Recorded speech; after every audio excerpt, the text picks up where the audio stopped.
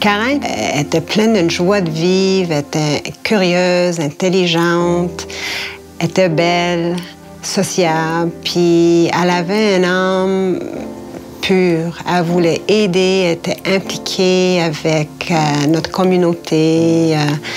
Elle voulait faire une différence dans la vie de l'humanité.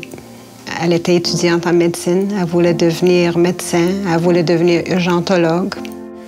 Le 14 mars 2004, c'était un dimanche, un très beau dimanche. Karen était à la maison pour la fin de semaine, elle faisait ses devoirs. Moi, j'étais au ski durant la journée, puis à 4 heures, je suis revenue à la maison, puis je me souviens qu'elle avait pris une petite pause, puis elle faisait du jogging. Puis je me souviens de l'avoir vue jogger de loin. Je voyais juste une belle grande fille avec une couette qui se balançait. Puis je me souviens que quand je l'ai croisée, que je me suis dit, mon Dieu, qu'elle est belle. Puis là, on a eu une souper ensemble, une souper familiale.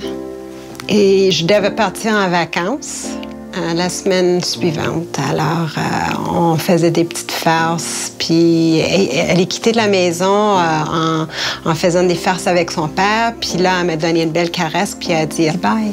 Puis c'était la dernière fois qu'on l'a vue vivante. Normalement, Karen nous appelait toujours pour dire qu'elle était arrivée à son appartement. Elle avait 1 heure de route à faire pour se rendre à son appartement à Sherbrooke. Vers les 8 heures, elle devait appeler, puis elle n'appelait pas, puis je trouvais ça un peu bizarre. Et je me souviens qu'en me couchant, je faisais face au mur avec les photos de Karen.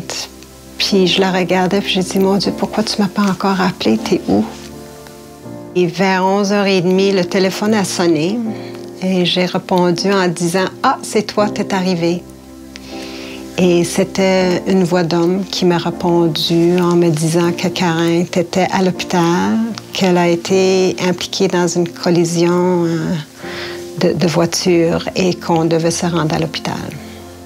Quand on s'est fait guidée vers une certaine salle dans l'hôpital que je connaissais, je savais que ça ne va pas très bon augure. Alors, j'ai arrêté, puis j'ai dit à l'infirmière, elle est morte. Puis c'était une gentille jeune infirmière, puis tout ce qu'elle pouvait dire, c'est de hocher la tête que oui.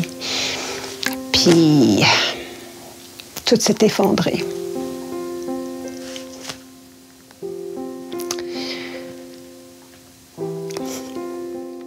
Alors, on était dans la salle avec elle. Elle n'était pas encore vue par le coroner, donc elle avait encore tous les tubes, tous les soins qui ont essayé de la protéger pour sauver sa vie. C'est très traumatique. La tête était en morceaux. C'est comme ça que j'ai constaté ma fille, qui était toujours si pleine de vie, si joyeuse, inerte,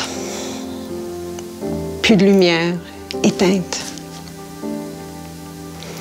Et le calvaire a commencé pour nous autres. Il n'y a pas une journée où on ne pense pas à Karen, qu'on n'a pas une pensée pour elle. On se demandait qu'est-ce qu'elle aura été en train de faire, où elle aura peut-être travaillé, est-ce qu'elle aura eu une famille à elle maintenant. Je travaille dans le domaine de la santé aussi, je suis infirmière. Je pense que c'est une responsabilité civique que j'ai de crier mon outrage, puis de dire, il ne faut pas que ça arrive encore. Puis à chaque semaine, quand j'écoute les nouvelles, ça arrive encore, puis encore et encore. Puis on est 6 ans plus loin, puis je dis, ils n'ont rien compris. Je pense que le monde nous dise de tourner la page ou d'aller en avant parce qu'il ne comprend pas. Il ne peut pas comprendre c'est quoi de vivre avec cette peine. Pour eux autres, c'est une façon d'essayer de nous aider. Mais comment t'oublies un être cher? Comment t'oublies ton enfant? Moi, je vous le dis, là, c'est pas le temps de commencer à gâcher vos vies. réfléchissez à qu'est-ce que vous faites. Puis prenez la bonne décision. Puis soyez heureux avec votre décision.